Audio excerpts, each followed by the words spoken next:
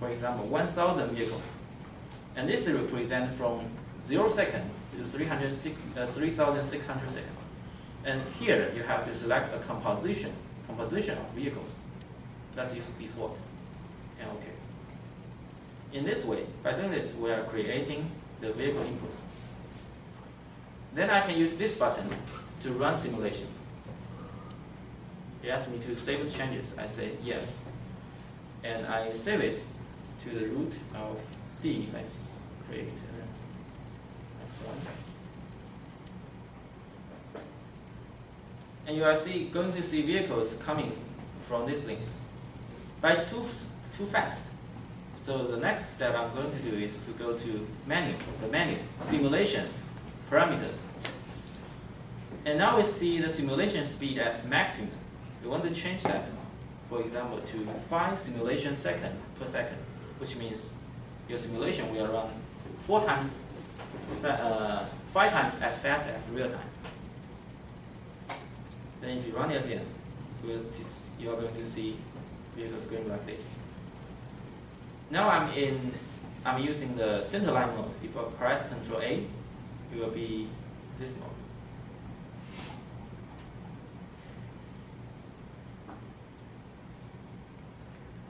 And we are going to see the vehicles decelerating before they reach this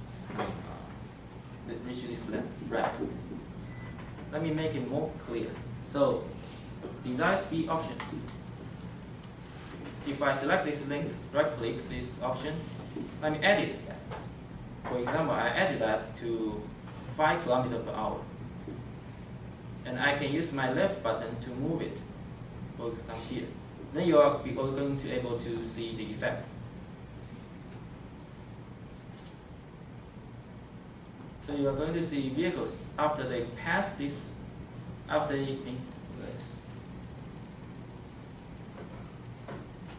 moment. I want to see this sign in simulation, so I go to View and Network Elements, and I select this desired speed. Okay, show element. Then I will be able to see it in simulation. So let's see. After passing this sign, the vehicles start to decelerate. But before it enters here, it doesn't do anything. See that?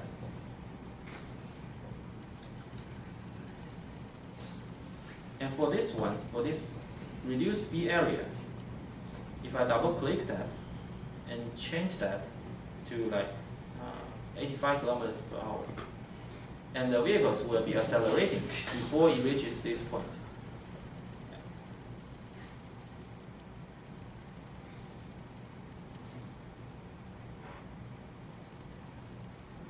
Now, I think they are unable to do that. Let me do it. Let me first remove this icon. Delete.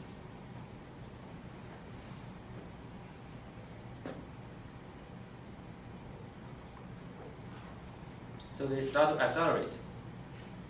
Okay. Actually, I shouldn't use it like this. It's for reduced speed area. I just want to show the idea. Okay. The next step is called routing decisions. And we put vehicles here. We put some vehicle input here. And there are 3 paths they can go. After entering the network. And if you start simulation, you will see that they are typically following one certain route. So they all go that way. That's not what I want. So I'm going to introduce to you routes. This button, routes. Left click this link, and you right click to create a decision point. And this decision point should be placed very early, in the beginning of this link. So right click here, create OK. And in this way, you will see this decision point selected because it's red. If it's not selected, it will be dark red. Okay, different. So you select it. After selecting the decision point, you will be able to select the destination link. For example, this link, and right click. This link, and right click. And this link, and right click. In this way, by doing this, we are creating 3 routes. And now, if you right click this blank area, you're going to see this decision point associated with 3 destinations. For each destination, if you click here, you will be highlighted in the view window. And you can then specify their relative proportion. So I want all of them, if I want all of them to go this way, then I put these 2 as zeros. So in this case, I just want all of them to go straight. Then I put this as 1 and others as 0. And as a result, the vehicles will only go straight.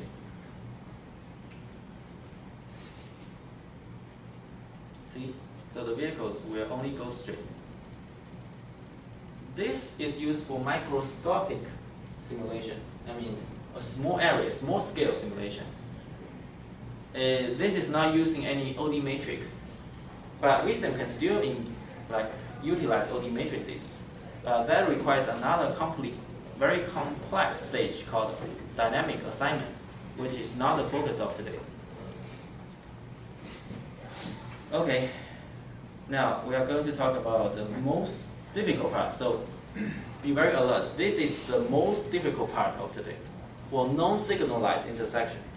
First of all, I want to compare 2 settings. This is a common intersection. This is another intersection with a median to separate the intersection to 2 parts. And here is a table to count the conflict points. In the left diagram, in the left figure, we have 32 conflict points. And here we have 4 conflict points. So I want to show you what conflict points is. There are 3 kinds of conflict points: crossing points, or diverge or merge. This is diverge, this is merge. I think it's very easy to understand why crossing is a conflict and why merge is a conflict. But can anyone tell me why diverge is also a conflict? Diverging is also a conflict. Can anyone tell me? The car needs to decelerate. Right, you're right. Diverge. Great. So at the time of diverging, for example here, the right-hand movement, the vehicles have to decelerate. And the through movement, the vehicles don't have to decelerate. So there may be rear-end collisions. We have 3 tools in vSim to model non-signalized intersection, including priority rules, conflict areas, and stop signs. The first one is called priority rule. For a priority rule, we have this is the figure to show it. A priority rule has 2 lines. Here is a stop line. The red bar means a stop line. Here is a conflict marker, which should be here, to here. So 2 bars, stop line and conflict marker. And it has 2 parameters: minimum headway, and minimum gap time. Okay, 2 parameters. The logic of priority rule is when a vehicle is approaching this stop line, if the current headway of other vehicles approaching this conflict marker is less than the headway, it will stop. So for example, if this is the minimum headway, if any vehicle is between this area, is within this area, then this approaching vehicle will stop at the stop line. This is first rule.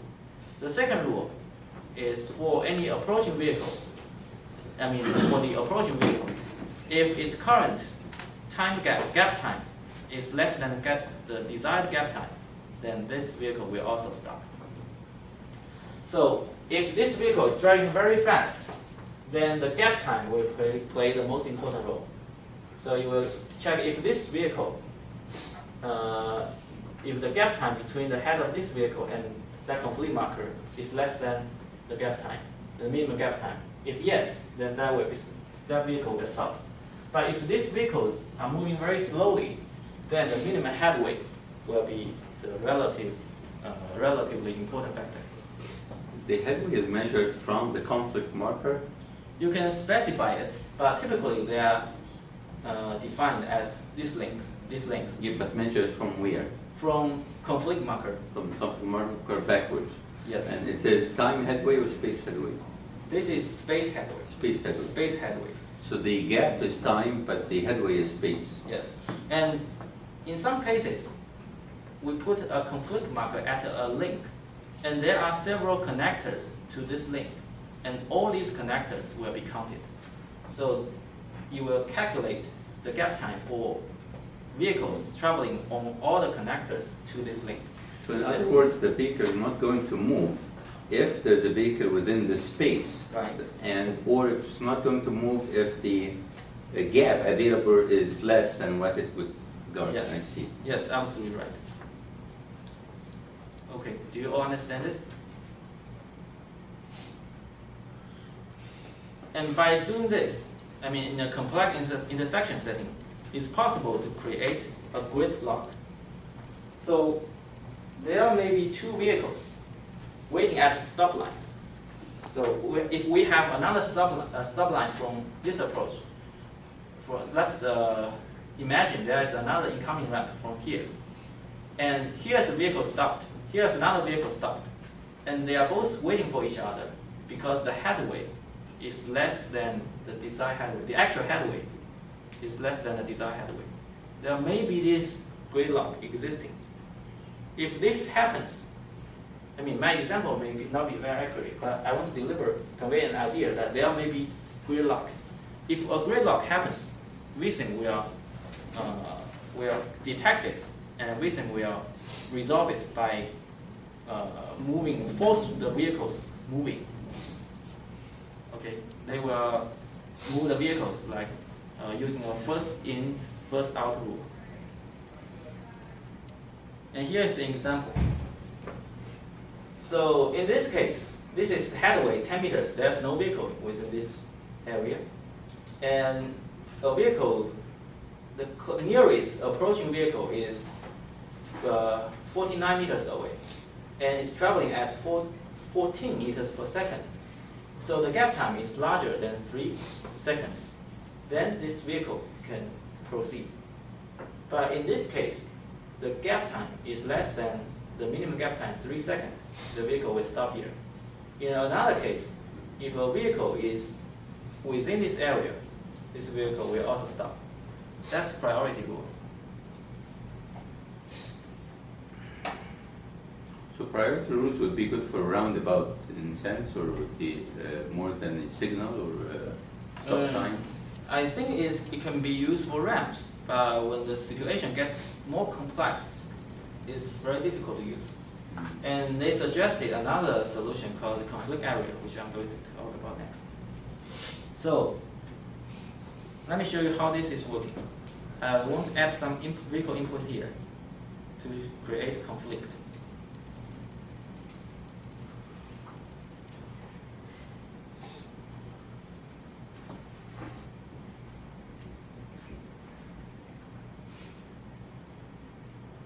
If we do nothing, they just collide on each other.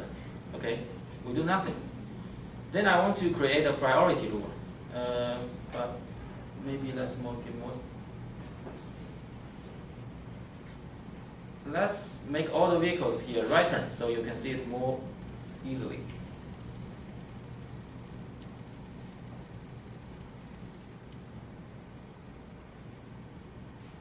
So if I do nothing,